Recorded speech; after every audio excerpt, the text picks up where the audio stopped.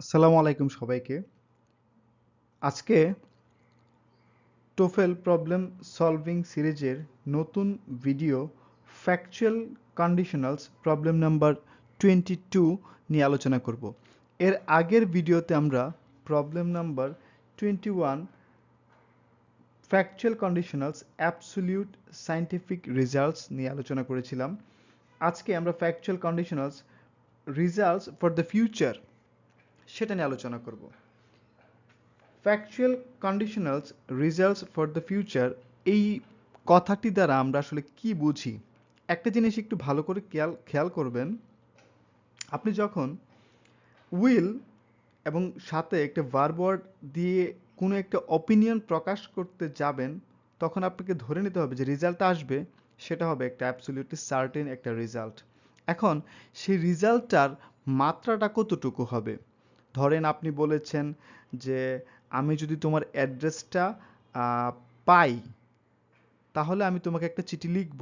এখন আপনি একটা চিঠি লিখার জন্যে তার অ্যাড্রেসটা খুঁজতেছেন, সো আপনি ফর শিওর তাকে আপনি একটা লেটার লিখবেন। এটা সার্টেনিটিটা 100%।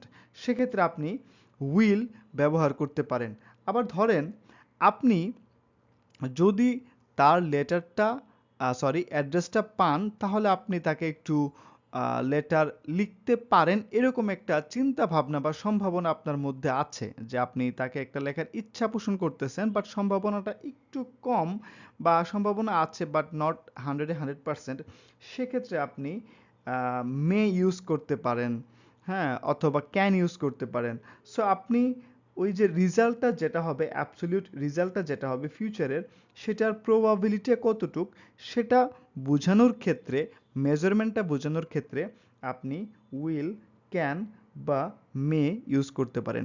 যারা আমার আগের ভিডিওটি দেখেছেন তারা অবশ্যই একটা বিষয় পরিষ্কার থাকবেন যে কন্ডিশনালস সবসময় ইফ অথবা আনলেস দিয়ে শুরু হয় এবং গ্রামাটিক্যাল স্ট্রাকচার অনুযায়ী সেন্টেন্সের অর্থটা ভ্যারি করে। যারা আমার পূর্বের ভিডিওগুলো ভালো করে দেখেছেন, আমি সেখানে বারবার বলেছি আপনাকে টোফেলের যে গ্রামাটিক্যাল প্রবলেমগুলো সেগুলো ভালো করে আত্মস্থ করতে আপনাকে অবশ্যই সেন্টেন্সের অর্থ ধরতে হবে। আপনি কি প্রকাশ করতে চাচ্ছেন সেটাকে আপনাকে পরিষ্কার করে বুঝতে হবে। তারপরে আপনি গ্রামাটিক্যাল প্রবলেমগুলো সর্ট আউট করতে পারবেন। চলেন তাহলে এখন আজকের প্রবলেমটি নিয়ে আলোচনা শুরু করা যাক। আমাদের প্রবলেম নাম্বার 22 ফ্যাকচুয়াল কন্ডিশনালস। আমরা এখানে বলতেছি রেজাল্টস ফর দ্য ফিউচার। এই যে দেখেন আমি এখানে বলতেছি রেজাল্টস ফর দ্য ফিউচার, মানে আমরা এখানে একটা শর্তযুক্ত বাক্য তৈরি করব যেটার রেজাল্টটা ভবিষ্যতে প্রকাশ করা হবে। যে শর্তযুক্ত বাক্যটি অবশ্যই ইফ দ্বারা যুক্ত হবে এবং রেজাল্টটা কতটুকু সার্টেইন হবে সেটার মাত্রাটা বোঝানোর ক্ষেত্রে, মানে আমি রেজাল্টটা কি 100% হবে নাকি একটু কম হবে নাকি একটু বেশি হবে সেটা বোঝানোর ক্ষেত্রে আমরা এই মডেলসগুলো ইউজ করতে পারি। এই মডেলসগুলো ইউজ করব। ধরেন আমি একটা কাজ করব যে ফর শিওর 100% করব, সেক্ষেত্রে আমরা উইল ব্যবহার করব। আবার ধরেন আমরা একটা রেজাল্ট দেখাবো যে না আমি একটা সম্ভাবনা আছে একটা কাজ করার, সেক্ষেত্রে আমি মে ইউজ করব। ধরেন আপনি আমাকে দাওয়াত দিয়েছেন আপনার বাসায় যাওয়ার জন্যে, আমি আপনার বাসায় যাব কি যাব না সেটার একটা সম্ভাবনা আছে, নট 100% শিওর যাব অথবা নাও যাব। সুতরাং সেক্ষেত্রে আমি মে ইউজ করতে পারি। আবার ধরেন আপনি একজনকে একটা কাজ করতে সাজেস্ট করেছেন যে এটা করলে পরে তুমি একটা ভালো আউটপুট পাবা, তখন তাকে একটা উপদেশমূলক বা কোনো কিছু বলতে গিয়ে তখন আপনি ক্যান ইউজ করতে পারেন। সো এই মডেলসগুলো ইউজ করে আমাদের ফিউচারের যে রেজাল্টটা আসবে কন্ডিশনস যুক্ত সেন্টেন্সে, সেটার যে প্রবাবিলিটিটা আসবে সেটার মোর অর লেস, মানে কম হবে না বেশি হবে সেটা বোঝানোর ক্ষেত্রে আপনি এই মডেলসগুলো ইউজ করতে পারেন। আপনি এখানে একটা সেন্টেন্সটা একটু ফলো করে দেখেন, এই যে স্ট্রাকচারটা আমি এখানে ইফ সাবজেক্টের জায়গায় দিয়েছি উই, ভার্বের প্রেজেন্ট ফর্ম ফাইন্ড, তারপর এক্সটেনশন হার অ্যাড্রেস, কমা, আবার দিয়েছি সাবজেক্ট উই, তারপরে দিয়েছি উইল ক্যান মে, যেটা আমার সেন্টেন্সের সাথে যায়, মানে প্রবাবিলিটিটা আমি কতটুকু বোঝাবো সেটা বোঝানোর ক্ষেত্রে একটা মডেল এখানে ইউজ করলাম উইল, ভার্ব ওয়ার্ড দিলাম রাইট, তারপরে হার অবজেক্ট। ওকে ফাইন, একটু খেয়াল করে দেখেন আমি সাবজেক্টের এই যে কন্ডিশনাল যে ক্লজটা আছে, এই যে কন্ডিশনাল ক্লজ, এইখানে আমি যে ভার্ব ওয়ার্ডটা ইউজ করেছি এটাও V1, আবার এখানে যে ভার্ব ওয়ার্ডটা ইউজ করেছি সেটাও V1। সো এই দুইটা বিষয় একটু খেয়াল রাখবেন, এখানে আমরা ভার্ব ওয়ার্ড দুইটাই V1 মানে ভার্বের বেস ফর্ম ইউজ করেছি। আবার এখানে আমার যে রেজাল্ট যেটা হবে, মানে আমি যে কন্ডিশনসটা দিয়েছি সেটার যে আউটপুটটা হবে বা রেজাল্ট যেটা আসবে সেটার মাত্রাটা কতটুকু সেটা বোঝানোর ক্ষেত্রে আমি এখানে উইল ইউজ করেছি। তার মানে আমি কাজটা 100% করব। আবার ধরেন আপনি বলতে চাচ্ছেন যে আপনি তার অ্যাড্রেসটা পেলে আপনি তাকে একটা চিঠি লিখতে পারেন বা একটা সম্ভাবনা আছে, আপনার শিওর যদি পান তারপরে চিন্তা করবেন যে আপনি একটা লেটার লিখবেন কি লিখবেন না। সেক্ষেত্রে আপনি উইলের পরিবর্তে মে ইউজ করতে পারেন। আমি এটা এই জন্যই বলছি যে আপনি আসলে কোন জিনিসটা বোঝাতে চাচ্ছেন বা কোন জিনিসটা এক্সপ্রেস করতে চাচ্ছেন সেটার উপর ডিপেন্ড করবে আপনি উইল ইউজ করবেন নাকি মে ইউজ করবেন নাকি ক্যান ইউজ করবেন।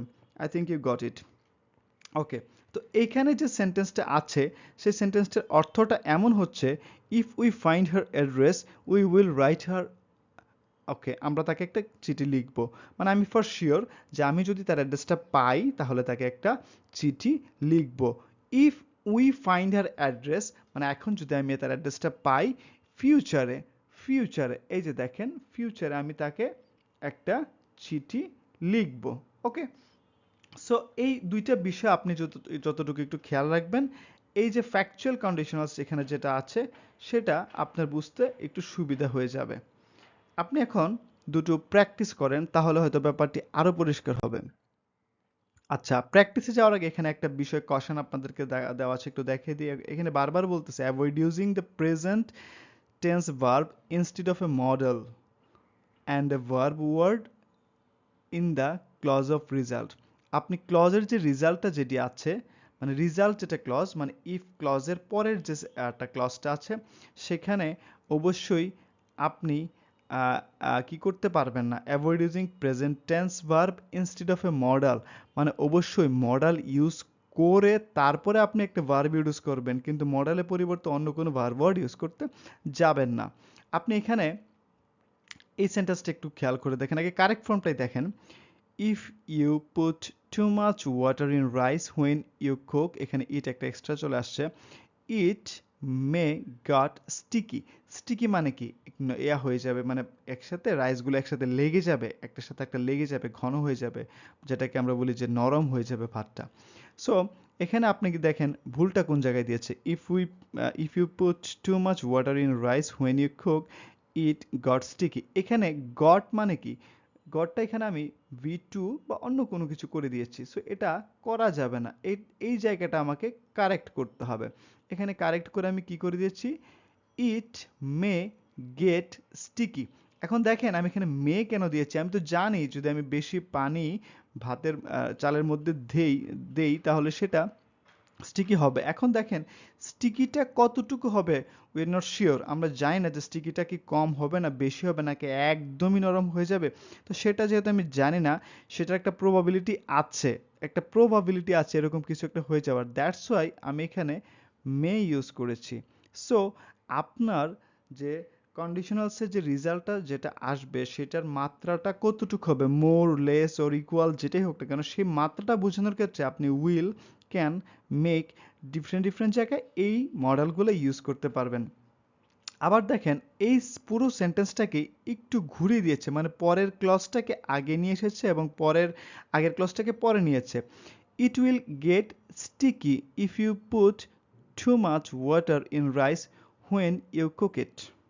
হোয়েন ইউ কুক ইট, এই যে দেখেন এই আগের যে ক্লজটাকে পরে নিয়েছে পরেরটাকে আগে নিয়েছে, গ্রামাটিক্যাল স্ট্রাকচার সেম আছে, শুধু ক্লজটা আগে পড়ে গিয়েছে, এটাও কারেক্ট সেন্টেন্স।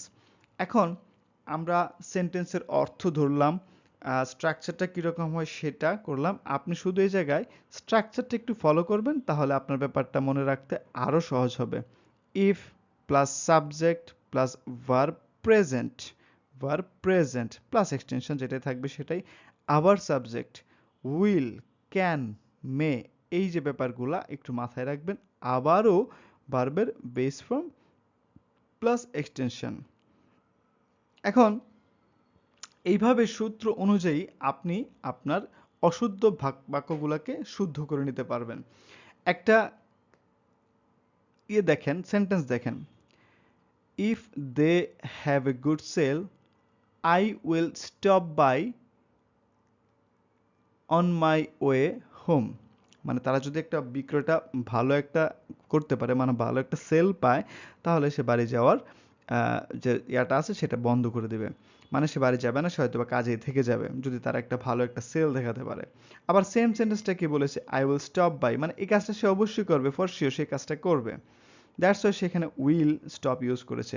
আমি আবারও বলতেছি, এরকম কোনো একটা অর্থ তৈরি করতে, এরকম কোনো একটা কন্ডিশনালস এর সেন্টেন্স তৈরি করতে গেলে আপনি অবশ্যই গ্রামাটিক্যাল স্ট্রাকচারটার মধ্যে অবশ্যই আপনি সব জায়গায় ভার্বের বেস ফর্মটা ইউজ করবেন।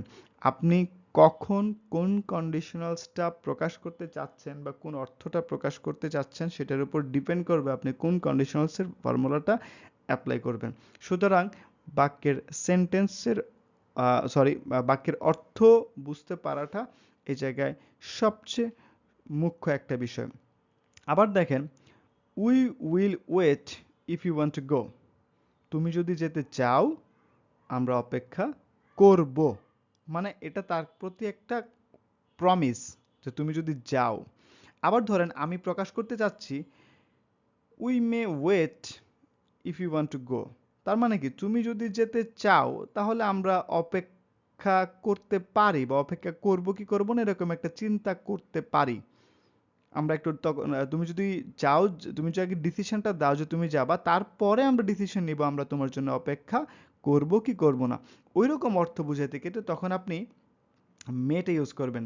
দেখেন এখানে শুধুমাত্র আপনি উইলের পরিবর্তে মে অথবা ক্যান ব্যবহার করার কারণে আপনার সেন্টেন্সের যে এক্সপ্রেশনটা, অর্থটা, সেটা অনেকটাই পরিবর্তন হয়ে যাচ্ছে। এখানে আপনি বলতেছেন we will wait if you want to go, তুমি যেতে চাইলে আমরা অপেক্ষা করবো, এটা হচ্ছে for sure, it's like a promise. আবার আপনি যখন বলেন we may wait if you want to go, এটা প্রমিস না।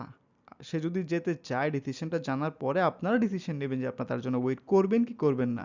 এটা আপনাদের উপর দেখেন অর্থটা কিন্তু পুরোপুরি চেঞ্জ হয়ে যাচ্ছে।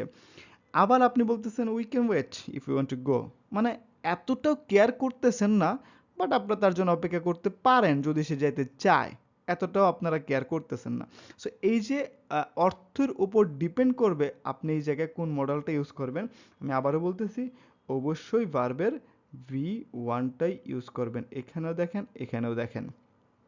পরেরটা দেখেন, if you listen to the questions carefully you answer them easily।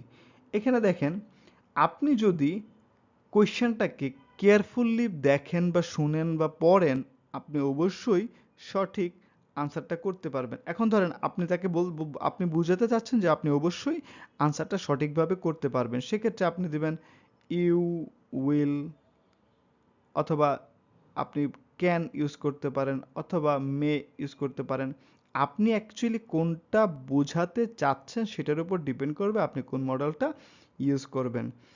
I think আমরা এই যে ফ্যাকচুয়াল কন্ডিশনালস এর রেজাল্টস ফর দ্য ফিউচার, এরকম ক্ষেত্রে আমরা কি কি ব্যবহার করব, আমাদের মডেল কোনটা হবে, তারপরে ভার্বের কোন ফর্মটা ইউজ করব, কোন অর্থটা বোঝাতে গিয়ে আমরা কোন ফর্মুলাটা ইউজ করব, সবগুলো আশা করি পরিষ্কার হয়েছেন। সো আপনাদের কাছে আমার অনুরোধ থাকবে, আপনারা এই স্ট্রাকচারগুলো অবশ্যই বেশি বেশি প্র্যাকটিসের মাধ্যমে আত্মস্থ করার চেষ্টা করবেন। যত বেশি প্র্যাকটিস করবেন এই জিনিসগুলো আপনাদের কাছে তত বেশি পরিষ্কার হয়ে যাবে, এবং যে কোনো কম্পিটিটিভ এক্সাম, জব এক্সাম বা অ্যাডমিশন সব জায়গায় আপনারা কারেক্টলি আনসার করতে পারবেন। আল্লাহ হাফেজ।